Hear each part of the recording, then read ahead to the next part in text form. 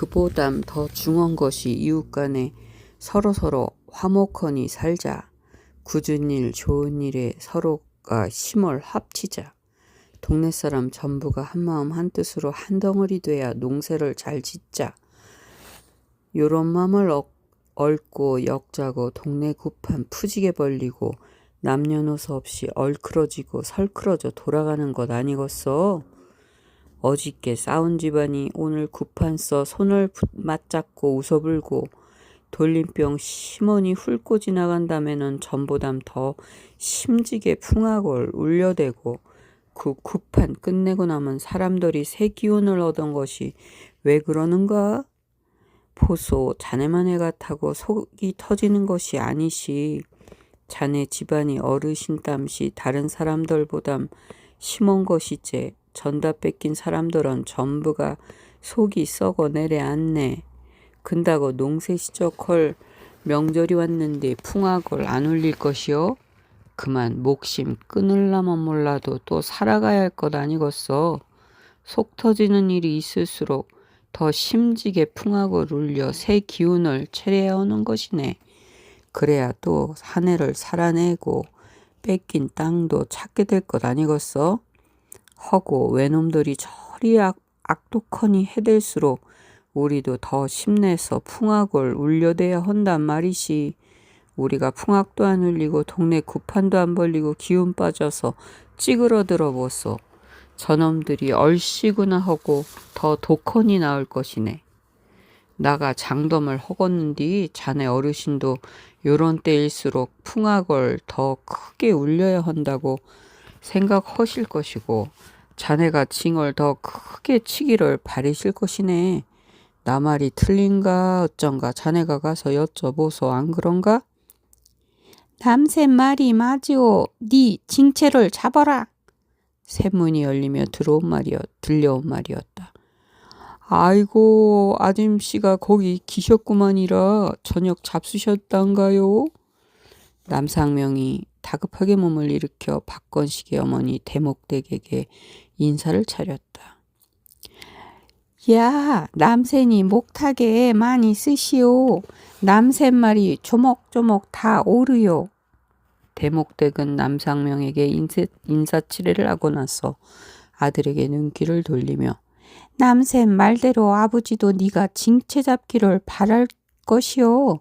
마음을 널르게 묻고 고집 더 부리덜 말어.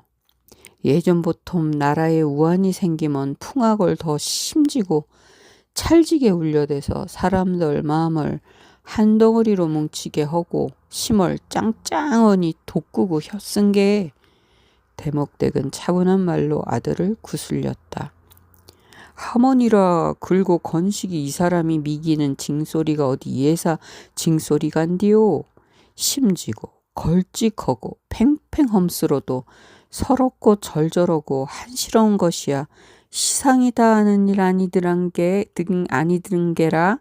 이근동서 당할 사람이 없단 게라. 그러니 딴 사람으로 바꾸자고 또 누구로 바꿀 것이오? 남상명은 박건식의 솜씨를 축혀 올렸다. 그러나 그 말은 과장이 아니었다. 박건식의 징소리에 과부가 담을 넘고 처녀들이 오줌을 질금거린다는 소문은 진작부터 나 있었다. 자가 13살 적부터 징체를 잡아 발사심을 해대다가 어런더런티 지어배 키기는 얼마나 했소. 대목댁은 은근히 아들 자랑을 했다. 아이고 엄니 무슨 말을 하려고 그러요. 무거운 얼굴로 앉아있던 박건식이 어머니의 말을 맞고 들었다. 어찐가 인자 맘 정했제? 모르겠소. 빌어먹을 놈의 시상. 박건식이 한숨을 쉬었다. 되었네. 내일부터 한 사날 소리를 마치세. 남상명은 큰 짐을 벗은 홀가분함으로 앉음새를 편하게 고쳤다.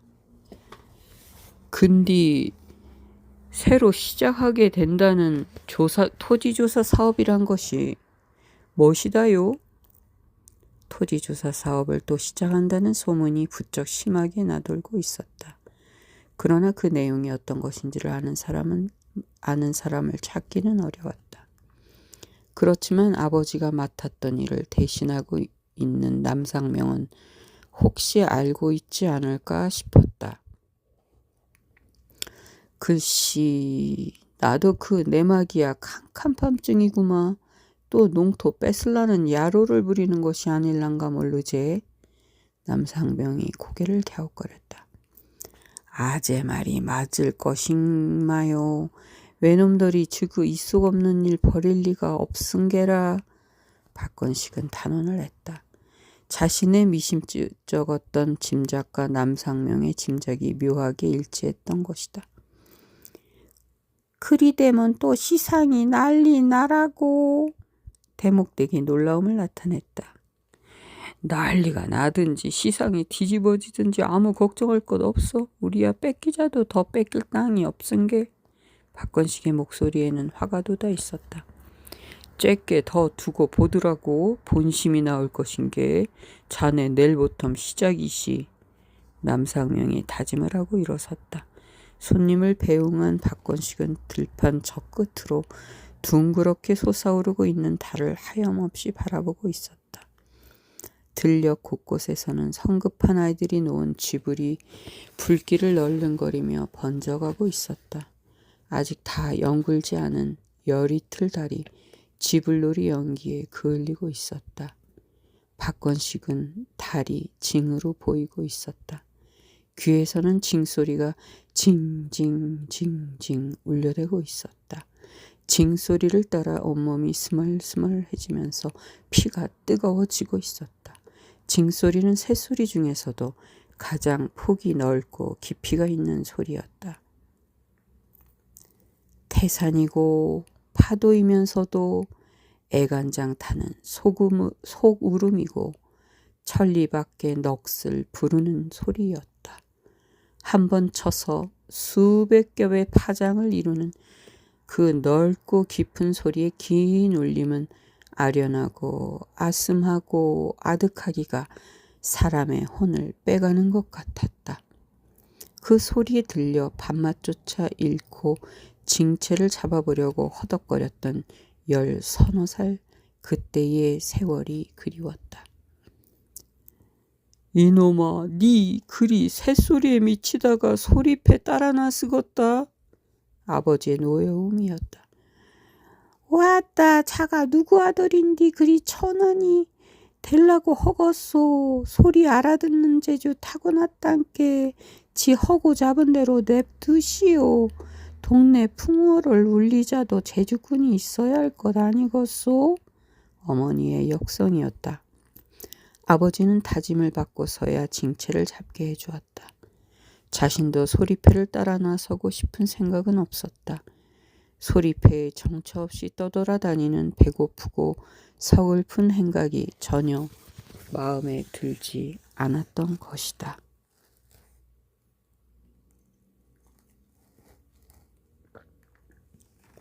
정월 대보름이 열리고 있었다. 동쪽 하늘의 밝은 기운이 번하게 번져오르고 있었다. 열기 없이 붉고 밝은 그 기운은 그지없이 부드럽고 아늑하고 포근해 보였다. 노을빛과는 달리 눈부시지 않는 그 빛은 맑은 물에 고루 퍼진 치잣빛이거나 온 산 가득 핀 진달래 꽃빛이었다. 머지않아 달이 떠오를 참이었다. 저녁밥을 서둘러 먹은 외리 사람들은 동쪽에서 번져오는 연한 달빛을 밟으며 뒷산으로 발걸음을 제게 놀렸다. 밥덜 묵었는가? 이 배꼽이 요강꼭지가 되었네. 여자들이 들뜬 듯 생기도는 소리로 인사를 주고받았다. 밥 많이 묵었는가? 어이, 창걸게 많이 묵었네. 남자들도 힘 넘치는 쿠렁쿠렁한 소리로 인사를 나누었다. 아재. 내 더우 떼끼놈. 고거선 내라치게 느그덜질이 하는 것이오. 아이들도 신명이 들떠 어른에게 더위를 미리 파는 장난을 걸고는 어른들이 화를 내는 척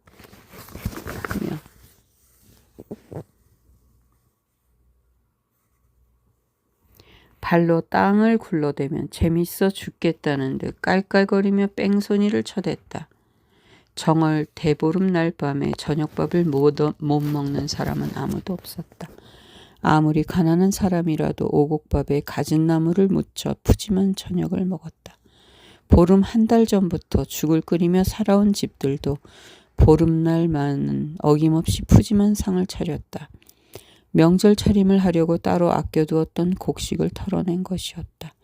오곡밥은 기운을 돋운다고 했다. 가진 나물은 더위를 이기게 한다고 했다. 농사절기의 시작인 대보름을 맞아 오곡밥을 먹어 기운을 돋우고 가진 나물을 먹어 삼복 더위를 이겨내면서 또 한 해 농사를 잘 짓자는 뜻이었다. 벼들은 날이 푹푹 쪄대야 잘 자라지만 아이들은 그 무더위 속에서 여름을 무사히 나기가 어려운 일이었다. 끈끈하게 땀에 절어 부스럼이 생기고 땀띠가 심하게 돋아 살 속으로 골마들고 모기떼에 뜯겨 학지를 앓고 이런저런 벌레들에 물려 고생을 하기가 일쑤였다. 그래서 아이들에게 호두, 밤, 잣 같은 껍질 두꺼운 열매들을 깨물어 까게 해 부스럼을 미리 깨물어 없앤 부적으로 삼았다. 그러나 그것으로도 안심할 수가 없었다. 아이들은 다음날 아침 일찍 일어나 자기의 더위를 남에게 팔려고 나섰다. 몰래 숨었다가 다른 아이의 이름을 갑자기 부르고 그 아이가 엉겹결에 대답을 하는 순간 내더우 해버리면 자기가 한 해 동안 겪을 더위를 모두 그 아이에게 떠넘기게 되는 것이었다. 그러나 그 더위 팔기는 그리 쉽지 않았다. 해가 뜨기 전까지 팔아넘겨야 했고 누구나 더위를 팔려고만 잔뜩 긴장해 있었던 것이다. 동쪽 하늘은 차츰차츰 더 밝아져 오고 있었다. 동네 사람이란 사람들은 다 몰려나와 뒷산으로 오르고 있었다. 어른들이 서로 짝을 지어 이야기들을 주고받느라 왁자지껄한 가운데 아이들까지 뒤섞여 소리를 지르고 장난질을 쳐대는 바람에 사람들의 행렬은 부풀어 오르는 생기로 출렁거리고 있었다. 눈치 빠른 개들도 이리 뛰고 저리 뛰며 컹컹 짖어댔다. 어이, 그 말이 참말일란가? 그 말? 무슨 말? 자네 시엄니 바람났단 말? 아이고 연병헌다. 누구 죽는 꼴 보려고 그런 숭한 소리요. 아, 근게 할 말을 딱 집어서 혀. 그려 그건 말이시 녹두장군 같은 심진 장수돌이 생겨날 것이란 소문 말이시. 자네 자다가 봉창 두들긴가 시방? 참말로 사람이 어찌 그리 뚝뚝하니 마음 짚은 디가 없는가. 나가서 생각하기로는 말이시. 이 대보름날 하늘서 내린 전기를 흠빡 받고 그 장수돌이 산꼭대기마당 쑥쑥 솟을 것 같단 말이시. 엄마 듣고 본 게 그럴 법도 허시. 근데 그 소문이 어디 참말이겠는가? 외놈들 등살에 하도 살기가 애롭고 앞날이 컴컴한 게 입신 좋은 말쟁이들이 지어낸 소리제. 녹두장군같이 쓸만한 사람들이야 의병장수로 다 죽어본 것 아니더라고. 그려 그리 생각하면 그렇지. 근데 그 소문 외놈들이 들으면 좋아올란가? 아이고 좋아라고 상 줄 것이네. 자네가 가서 일러주소. 아이고 저놈의 주딩이. 두 여자의 이야기는 더 이어지지 않았다. 그러나 다른 사람들은 여전히 왁자하게 이야기꽃에 웃음꽃을 피워내며 산등성이를 오르고 있었다. 해마다 그랬던 것처럼 펑퍼짐한 산마루에는 달집이 높지각에 솟아 있었다. 수십 개의 집단과 생솔가지로 엮어세운 달집의 생김새는 둔한 듯 하면서도 듬직해 보였다. 짚으로 만들어진 물건들이 특유하게 품고 있는 질감이고 형체감이었다. 그러나 달집의 둔한 듯한 느낌은 꼭대기에 꽂힌 솔가지 다발의 특이한 형상으로 색다른 세련미를 갖추고 있었다.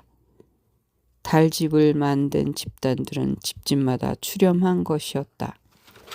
살림의 형편에 따라 많이 내고 적게 내고는 각자의 마음에 달린 것이었지만 살림이 궁하다고 하여 한 단도 내지 않는 집은 한 집도 없었다.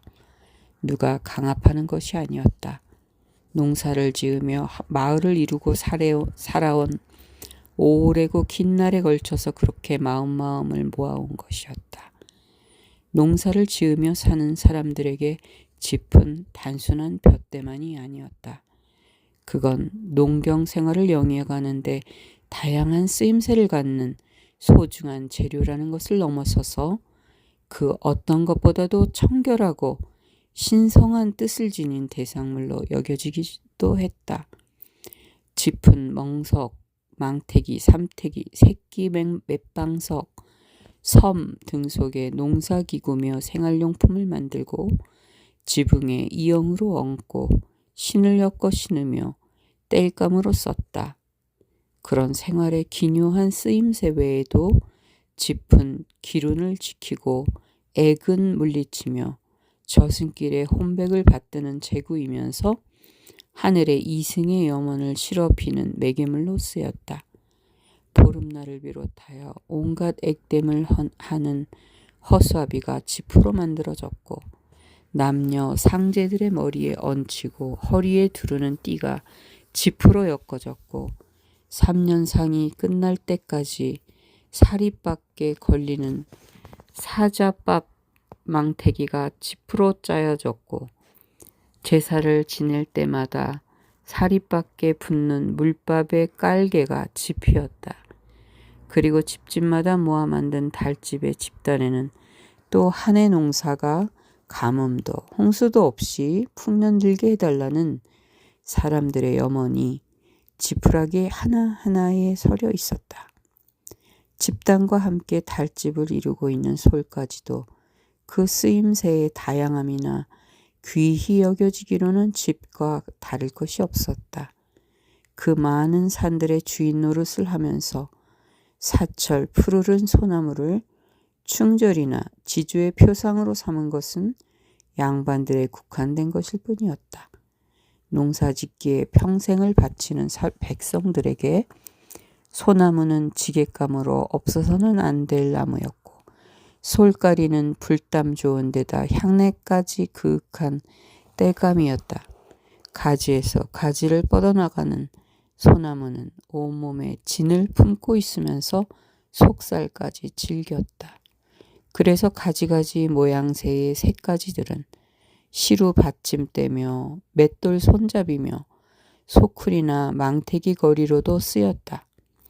또 향내 짙은 진은 온갖 벌레가 슬지 못하게 했고 연하면서도 질긴 속살은 쉽게 썩지도 금이 가지도 않으면서 긴 세월을 견디었다. 크고 작은 함지박이며 물통까지 만들어 쓰는 것은 그런 까닭이었다. 그리고 소나무는 약나무이면서 먹이나무였다. 솔가루는 근기를 돋우고 피를 맑게 하며 뱃속의 회충을 없애는 약이었고 갓 흘러내리는 송지는 연장에 다친 상처에 바르면 소독제이면서 지혈제였다.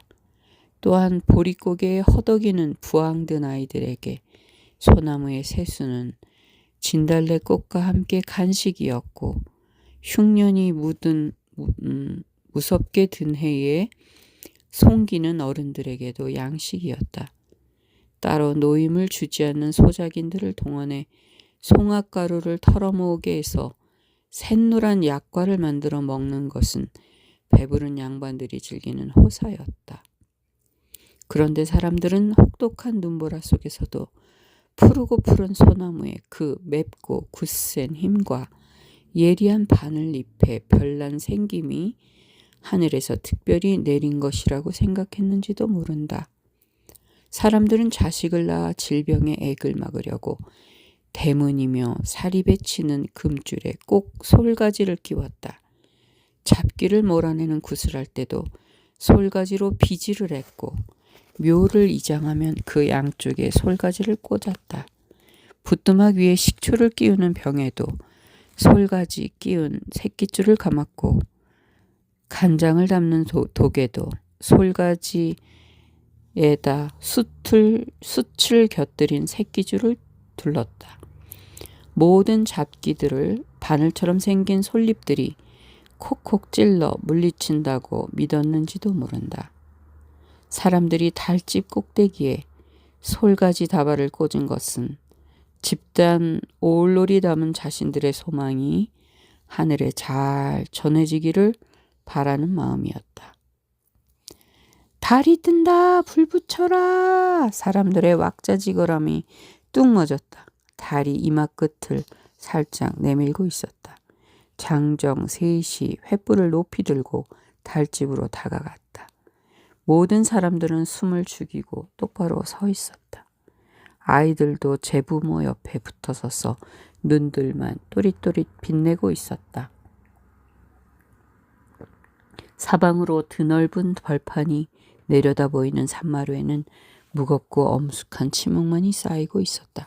그 침묵은 모든 사람들이 마음을 하나로 모아 하늘을 향하여 비는 기원이었다. 하늘은 가뭄도 홍수도 마음대로 하는 절대자였다. 달집에 불이 옮겨 붙었다. 와, 와, 와. 사람들의 함성이 울려 퍼졌다. 누구나 목청껏 외치는 그 소리는 하늘에 닿을 듯 우렁차게 울리며 막힌 데 없는 들판으로 퍼져나가고 있었다. 아이들은 다시 들뛰기 시작하고 불부터 오르기 시작하는 달집을 넓게 에워싼 사람들은 왁자하게 새 이야기꽃을 피워내기 시작했다. 달은 크고 둥근 얼굴을 조금씩 그러나 문득 내밀고 있었고 제자리를 잡은 달집의 불길은 갈수록 거세게 일어나고 있었다. 잘 마른 집단에 붙은 불은 산마루에 이는 바람을 받아 휘돌아 감기다가 맴돌아 퍼지다가 너울너울 춤을 추다가 하며 하늘을 향하여 타오르고 있었다. 그 불길 속에서 생솔가지들도 파란 연기를 피워내고 툭툭 튀는 소리를 내며 불붙고 있었다. 집단과 생솔가지를 태우는 연기가 달빛 퍼지기 시작하는 밤하늘로 길게 뻗어오르고 있었다. 사람들의 간절한 기원을 싣고서 일렁이고 너울거리고 꿈틀대며 타오르는 불길은 싱싱하게 살아있었다. 투명하게 이글거리는 현란한 빛깔에도 생동감이 넘치고 있었다. 불길은 붉은색이 아니었다. 황금빛도 아니었다. 꾀비치는 투명함으로 뜨거움을 내쏟고 있는 그 미묘한 빛은 세상의 그 어떤 꽃보다도 아름답고 싱그러운 신비의 빛깔이었다. 사람들의 얼굴에 불빛이 번져 벌겋게 물들어 있었다. 달이 그 둥근 얼굴을 마침내 다 드러내었다. 달집도 꼭대기까지 온통 불길에 휩싸여 타오르고 있었다. 달빛이 충만해지자 불길의 색깔은 더욱 현란한 아름다움을 자아냈다. 어떤 여자들은 둥실 떠오른 달을 향해 합장하며 연신 허리를 굽히기도 했고 어떤 남자들은 달집에 다가들어 담뱃불을 구하려다가 불길이 휘도는 바람에 질겁을 하며 물러나기도 했다. 달집의 불씨를 남 먼저 가져보려는 욕심쟁이였다. 달맞이와 불놀이를 함께 즐기고 있는 사람들의 들떠오른 왁자함과 북적거림은 명절 기분을 한껏 돋워 올리고 있었다. 달빛이 점점 밝아지면서 드넓은 들판이 질펀하게 드러났다.